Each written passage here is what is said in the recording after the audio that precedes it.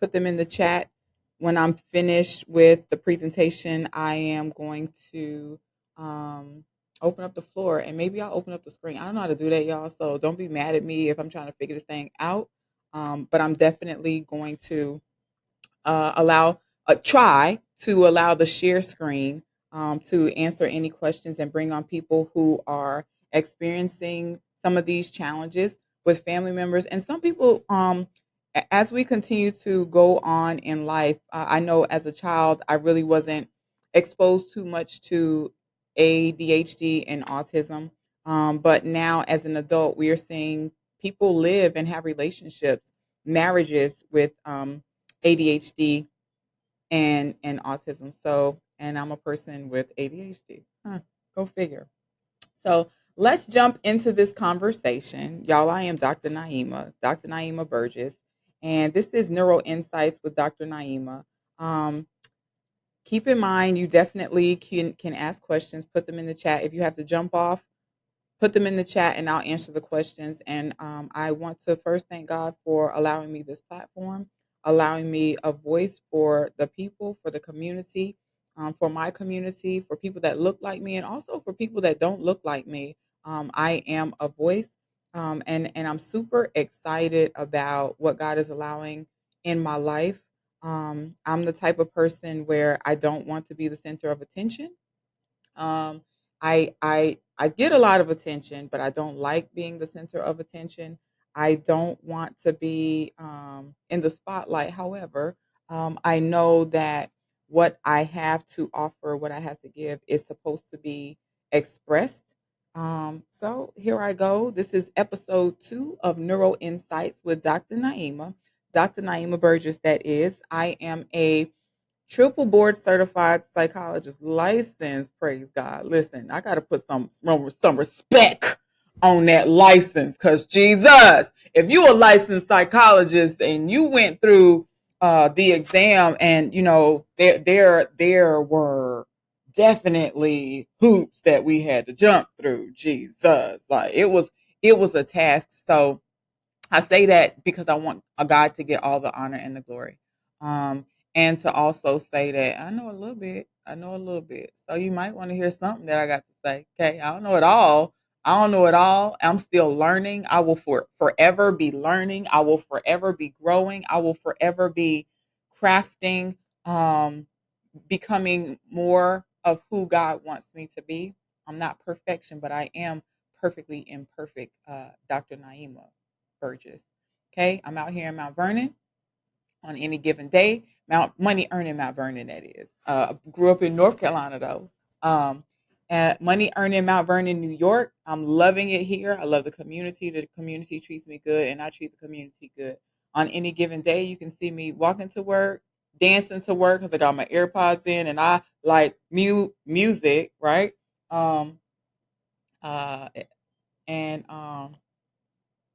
You can see me chastising children. You can see me getting light with children. I try to get light sometimes. And you can see me encouraging children too, loving on children, and um, teaching, role playing with children, teaching them how to, not just children, but the youth, um, how to have positive relationships, appropriate relationships, meaningful relationships with their peers, how to work through certain things. So you'll see me out here. So let's get going. Episode 2. ADHD and the family dynamic, how parents can support their children, huh?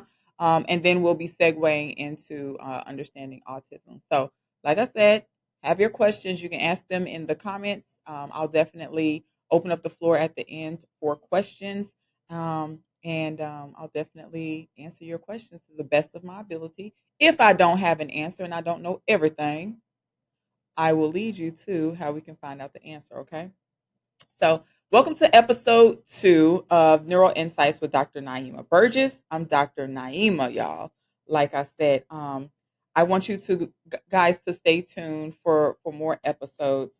In this series, we're going to deep dive into um, neuropsychology, mental health, and how these concepts affect us in our daily lives, whether we're parents, educators, therapists, or just someone curious about the mind. I'm so happy that you're tuning in.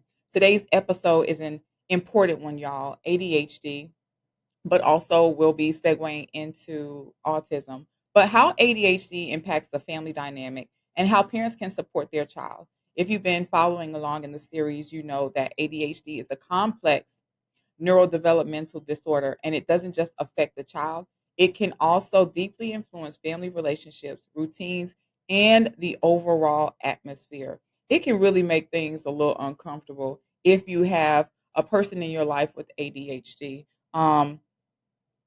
From a child, I had to learn for myself that I needed structure in my life. And I'm gonna be honest with y'all. The only one of the main reasons why I am Dr. Naeema Burgess with so many accolades behind my name is because school created structure. When you go to college, there's a syllabus. The syllabus has a structure. This is what is expected of you. This is the timeline of what is expected of you. That and then I just checked off every box of what I needed to do because everything was ordered step by step. And that's how I live my life on a daily basis. You can see me with a an index card and step by step in order of things that I need to get done of the day. I will put a box and then the item, a box and then the item. And then that's how I go throughout my day. And I also block off my time. It's called time chunking. I have a calendar where I put colors, and for 25 minutes, I'm working on something. 5 minutes, I get a break. 25 minutes, I'm working on something, and I block out my schedule just like that. And that allows me to get so much done. So it impacts us. But don't worry, I'm here to provide insights and strategies to help navigate these challenges with compassion, structure, as I just mentioned, and clarity. So let's get started. How does ADHD impact the family dynamic? Um, and I will say there are a number of ways. It's not just the child who is affected. If you have a child with ADHD, the symptoms of inattention, hyperactivity, and impulsivity, the entire family system can feel a strain. So let's start with the parent child relationship. Parents of children with ADHD often experience frustration. Your girl here, yeah, me, feel frustration. Whether their child has difficulty following rules, staying focused, or managing emotional outbursts, these challenges can sometimes lead to power struggles, but also organization. So, children on the excuse me, not on the spectrum, but with ADHD can often have a hard time with organizing, preparing. Their room can be in a disarray. Their book bag, their notebooks can be in a disarray. It can be pretty frustrating. And if you have a car and they sit in your back seat can look in a disarray, right? Um, there's there's power struggles, there's miscommunication, and there can also often be tension in the homes. And it's important to recognize that the child's behavior is not intentional. Not intentional. Like, that's very important, because if you are thinking that this child's behavior is intentional, what do you think can happen in that situation? Oh, you being disrespectful? Or you intentionally not responding to me when I'm talking to you? Or you're intentionally not um picking up after yourself like I said of you? You can have painted a totally different picture of who your child is if you're not cognizant of the fact that this behavior is not intentional. It's not intentional. And they want so badly to do well in many respects, but a lot of times these babies don't have the tools. They're not misbehaving on purpose. ADHD is a neurological condition that makes regulating behavior difficult, regulating organization difficult, regulating being on top of things difficult. And understanding this can be a powerful first step in reducing tension in the home. When you understand that your child is not being intentional, what do you think that happens? That does to your frustration. If you're constantly on 10 with your frustration, then that means your cortisol levels are up, and that leaves you more susceptible to ailments in your body. Okay, stress increases cortisol, and cortisol being released into your body on a consistent basis produces ailments in the body. Siblings are also affected as well. Children without ADHD might struggle with understanding why their sibling is acting out, or in their minds acting out, or being treated differently. they might feel left out, neglected, or even resentful, because a lot of times the children with ADHD, they need more of your attention. They need more help with becoming organized and getting on task, so that the other child, the other siblings may feel like they're being left out. They're not getting the attention that they need. Excuse me. This can create a divide between siblings and sometimes lead to feelings of isolation for the child with ADHD. The role of the parent can feel overwhelming too. And honestly, y'all, we don't get a blueprint. We don't get a blueprint to being a parent. I apologize. For me, I'm gonna be honest with you. I feel like the Bible is my blueprint. However, the Bible, I'm trying to fix this up. The Bible, when you're experiencing frustrations, when you're experiencing things that are happening in life, hold on, y'all. You might not always think to go and go to this blueprint. So I'm going to support you with some things. So there's constantly juggling of schedules, appointments in school, school meetings, and behavioral interventions. These can create stress. It can also create stress for the teachers. And once you've learned that your child is not being intentional, it's for you to be the voice for your child when they go out to the community and to the school, to be that voice. Some teachers may think that you're just taking up for your child, or you are blind and not really seeing what's the root when they don't understand what is happening with your child. So I remember, what is this, sixth grade for my son? Was it fifth grade? Yeah, I think it was fifth grade. Every Friday at 7:30, I was meeting with his teacher in person. It was a lot for me, but it was also important for me to be um, a voice for my child and to help to bridge the gap for my child. So, additionally, parents may feel isolated or unsupported, especially if they're dealing with judgment from others who don't understand ADHD. Finally, spousal relationships can be impacted as well. Parents may disagree on how best to manage their child's ADHD symptoms, creating conflict, right? One parent might take a more structured approach while the other parent may lean into a more flexible style. And I'm from the South. Listen, um, structure is necessary, discipline is necessary. We got to have follow through, okay? We have to have follow through. It's really important for follow through. And yes, being a little lax and not expressing anger towards your child, yes. However, it is very important for your child to understand structure and rules, okay? This lack of unity can exacerbate feelings of frustration from everyone involved. So, as you can see, ADHD doesn't just exist in a vacuum, it affects everyone in the family. But there's good news. With the right strategies, families can create a supportive, understanding, and loving environment for the child with ADHD. So, how can parents support their child with ADHD? Now that we've covered how ADHD can impact the family, let's turn to what parents can do to help support their child. I'm going to walk you through some key strategies that can help both your child and your family strive. So, create structure and routine. If you know that your child is having a hard time getting ready for school in the morning, how about helping your child to understand everything that is needed before school the night before? What I like is visual schedules. Some people use their cell phones. Some people actually use visual schedules. For our household, what I've done is index cards, right? Everything that Reynard is supposed to do at night, to prepare for the morning. Like his shoes should be at the door that he's going to wear for tomorrow. His shoes should be at the door. His book bag should be at the door and closed. How do you get in the house? Your keys need to be in your book bag in the spot that you know to get them. You shouldn't be looking for your keys in the morning when it's time to go to school. Everything should be prepared the night before. His clothes should be laid out. Sometimes in the morning, his clothes are laid out. However, if it's too much in the morning, we prepare everything at night.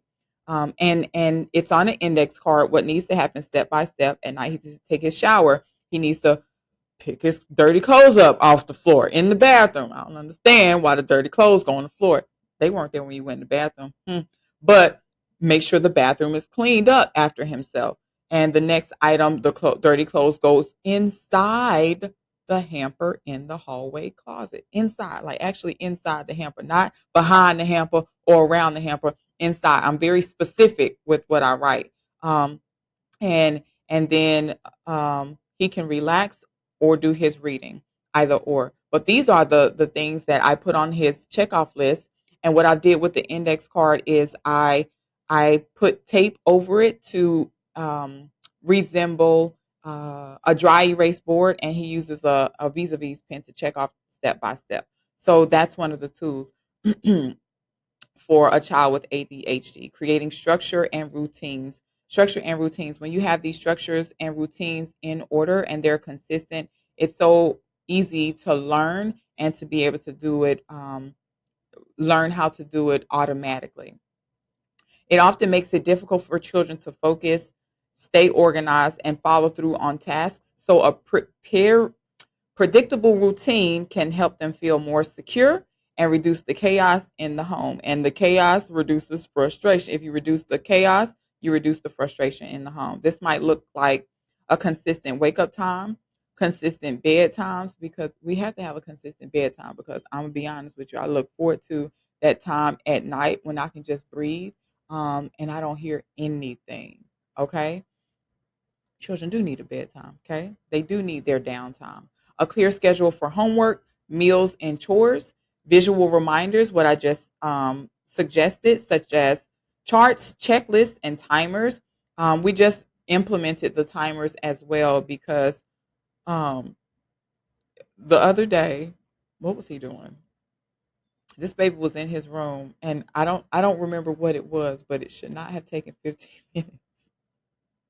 It should not have taken 15 minutes. And I laugh because I can relate to him going in his room and just sitting there and staring for 15 minutes. I know I'm supposed to be doing something, but my mind done went somewhere else. Then it has gone somewhere else. And then it has gone somewhere else. So I'm sitting there and 15 minutes has gone past and I didn't do what I was supposed to do. So setting a timer, we have just implemented this in our household. Reynard, this should take no more than 5 minutes. And with that, with a timer set for a person with ADHD, working on one task, it motivates them to be mindful of what they're working on and to actually execute the task. Um, and your child will know what to expect and when, which can help reduce anxiety and behavioral issues. You might notice that some children with ADHD have heightened anxiety, and the goal is to lower this anxiety.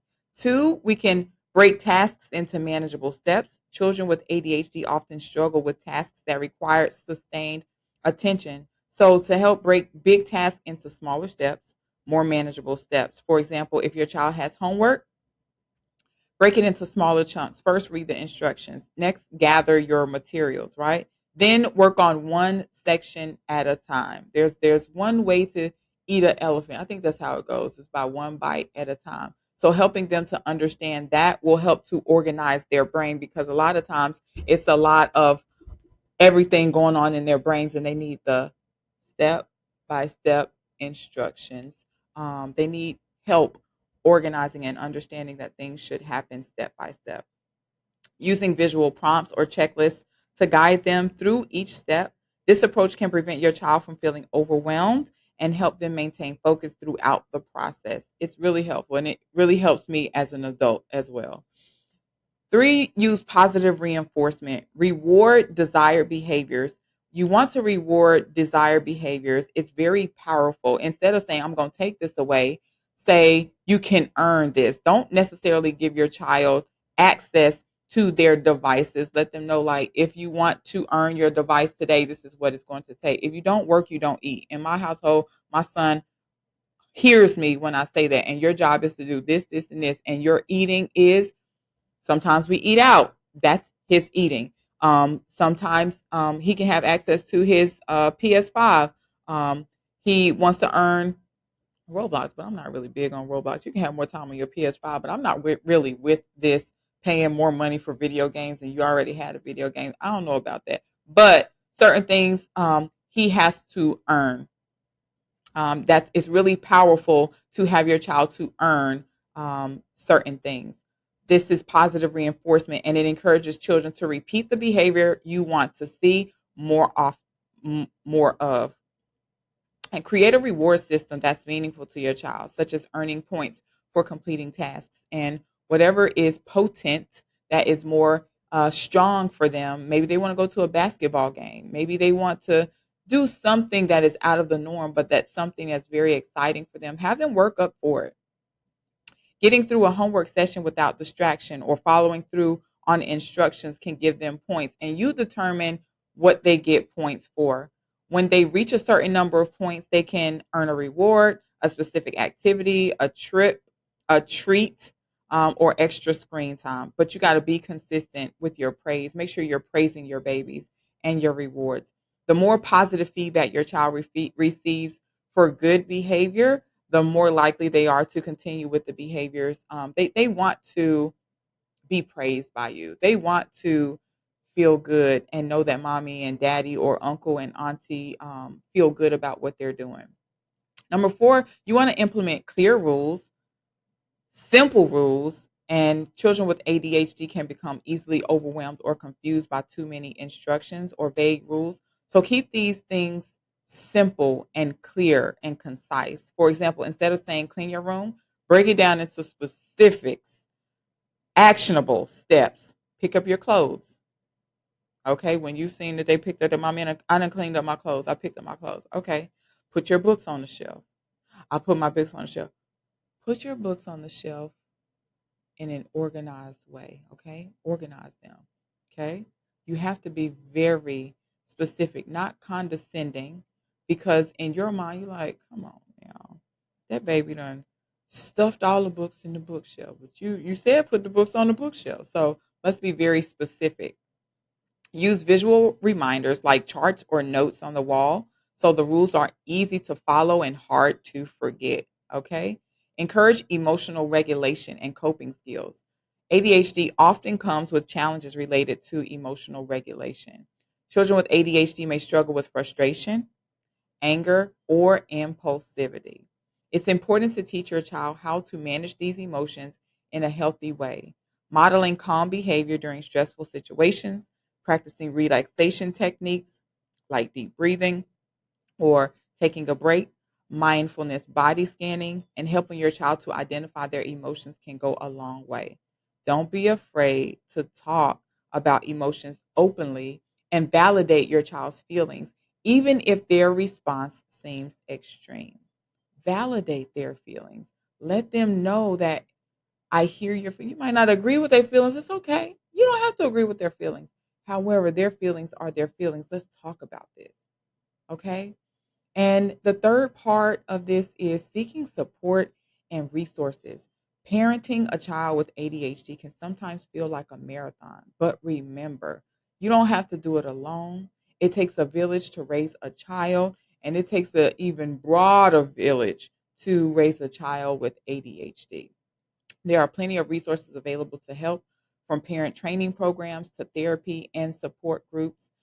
Your child can get executive skills support in therapy, cognitive behavior therapy. And if your child has a therapist, you want them working with you on parent training strategies and helping you to interact with your child and hear your child every once in a while. So if you're having therapy, if your child is having therapy once a week, then maybe you should speak or engage in family therapy with your child once a month.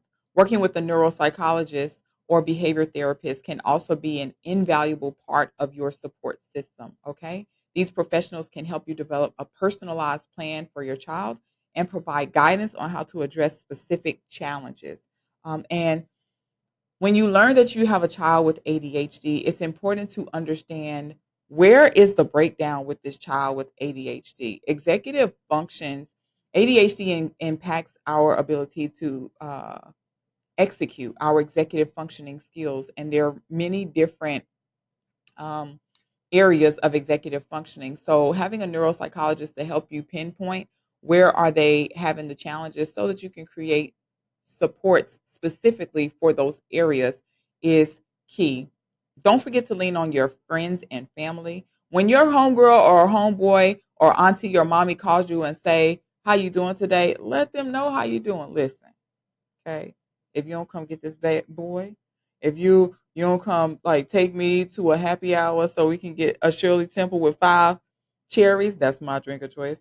Um, let them know how you're feeling. They can offer you suggestions. Don't think that a lot of times in our homes we can feel like we are alone, and you are not alone. When someone calls you and reaches out to you, you might feel like you're going to be a burden if you share, but part of relating is being able to carry the load of people. Sometimes you might need somebody to carry your load, and that might look like them encouraging you, and that's okay. Often the best support comes from those who truly understand your journey. It's okay to ask for help, whether it's with childcare, emotional support, or simply finding someone who will listen. So, in today's episode, we've explored how ADHD can affect family dynamics and how parents can implement effective strategies to support their child. ADHD is undoubtedly a challenge, but with the right tools, structure, and support, families can thrive together. I hope you found this insightful. Um, Please feel free to reach out with your feedback or questions. I always love hearing from you. And if you haven't already, make sure you subscribe to Neuro Insights with Dr. Naeema so that you don't miss any future episodes. Okay. Um, so in our next episode, we'll be discussing. I'm going to table it.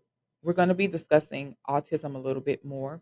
What it's going to do is we're going to discuss ADHD, autism, and then I'm going to pair them together. Okay.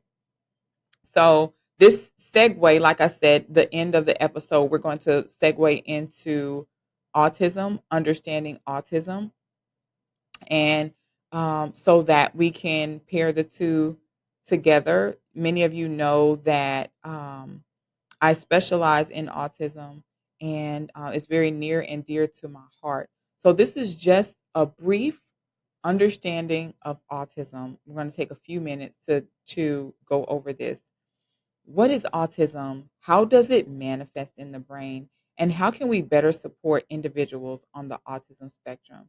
So, autism spectrum disorder, or ASD, is a developmental disorder that affects how a person perceives and interacts with the world. It impacts social interactions, communication skills, and behavior.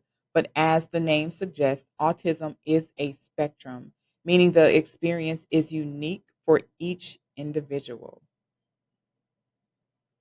So, what I like to express is that a lot of times children on the spectrum or people on the spectrum have a hard time connecting the dots. They might understand that people are supposed to communicate with each other, that we're supposed to be having an ebb and flow in conversation, but they have a hard time connecting the two. They have a hard time getting there. So people with autism may have exceptional skills in areas like mathematics, music, or art. Others may face significant challenges with speech or social interaction. The key thing to understand is that autism is not a one size fits all, it's a range of traits that manifests differently in every individual. Okay? So, how do we understand autism from a neuropsychological perspective? Neuropsychology looks at the relationship between brain function and behavior, how the brain structure and activity influences the way we think, feel, and how we behave. Researchers believe that autism is related to the way the brain processes information. For example, in the brain of someone with autism, sensory processing might be different. This could mean that they have heightened sensitivity to sensory stimuli like bright lights, loud sounds, or certain textures. For many individuals with autism, this sensory overload can cause stress or anxiety, especially in environments that others might find typical. Okay. So, in some places, some spaces, you might see someone with autism have noise cancellation noise canceling headphones on. But it's not just sensory issues. People with autism might also experience challenges with executive functioning. So this is why I wanted to partner ADHD with autism. And as the episodes unfold, you'll see why and how the two can sometimes go hand in hand. Sometimes there's a dual diagnosis, and this is how we support each of them. So things like planning, organizing, and managing emotions are a challenge. This may affect their ability to navigate everyday tasks like keeping track of time, remembering appointments, or even regulating their own responses to frustration or excitement. On the other hand, some individuals with autism may excel in these particular areas. This is often called splinter skills. Um, People with autism might show extraordinary talents in math, music, visual arts, or other domains, sometimes even at young ages. Y'all, I find people on the spectrum to have very fascinating minds. I also find people with ADHD to be uh, very productive and highly intelligent. There's something important to note. The social challenges that people with autism face are also an integral part of the condition. Autism can affect the way a person communicates, both verbally and non verbally. You might see that there's something that's not quite connecting for them. They might struggle with reading social cues. They might have a hard time with understanding jokes or subtleties, or when they're being disrespected, or when they should laugh.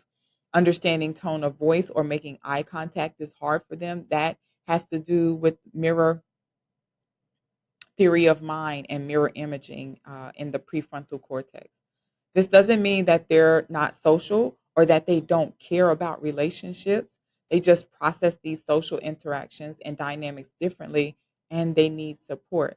So I'm going to table this, y'all, for the next episode because we've gone over our time. But I do want you to understand that while we don't know the exact cause of autism, it's not fully understood. I am here to help you process certain things and better understand based on my experience. I've worked in the field for over 20 years, and this is going to give you some ideas and supports and tools.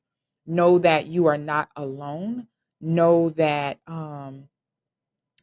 there are ways to manage, and I don't want you to think that you're doomed because you have autism or because you have ADHD or you have a child with autism and ADHD. Lean on your communities. There are behavior specialists that can support. um, there are psychologists that can support as well. Make sure if you have a child with special needs or special challenges that you are accessing the school to ensure that they're receiving the proper supports in school, that you are accessing the proper supports with your health insurance information, and that you are in gauging your child in extracurricular activities that can build these skills. So for structure right now, my son is in he has ADHD. He's in karate. Does he like going to karate? No. But he goes to karate, okay? He is a semi black belt. He's been going since he was 2, and it has helped me tremendously with helping him to be organized and structured. Do we still have ways to go? Yes, but it has helped me as a parent to manage frustrations and to feel like I'm not alone, um, and to feel like I'm supported, even though I do pay for karate. It is a community. He is part of a community of people who care about him, care about his development, because they do support with advocating for him and his grades in school and ensuring that he's empowered in those ways. So, and Boy Scouts as well. He's in Boy Scouts. I'm a proponent of extracurricular activities because an idle mind is the devil's playground. You don't want to leave your child with alone to their own devices, especially a child with ADHD or autism. I like to explain autism. Um, if you have a child with autism, you want them coming out into the world, not retreating. So it's really good to keep them engaged. Okay, I had a thought, but I'm going to save that for next time. Until next time, thank you for tuning in to Neuro Insights with Dr. Naeema. Make sure you subscribe, okay? We'll be back next time with more insights into the world of neuropsychology. Until then, stay curious, stay kind, stay insightful. Make sure you post some questions that you're interested in understanding more of. If you want more insights about, just let me know. Stay tuned to my app that's coming out. It's regarding feelings. Right now, there are one to every 300,000 clinicians, one clinician to every 300,000 people with with mental challenges. So it's really hard for us to support, and I have developed an app called I Feel in Color, helping you to manage your emotions, understand your emotions, work through your emotions. And it's something that your clinician can help you with, and you can do it, or you can do it individually. Organizations can subscribe to it to help their patients outside of therapy because we have a heavy caseload. It's another tool that will help aid in the therapy process and working through our emotions, understanding our emotions. So, subscribe, be on the lookout for that. And we're looking for people to pilot our app free of charge. Until next time, this is Neuro Insights with Dr. Naeema. Be blessed and continue to be a blessing.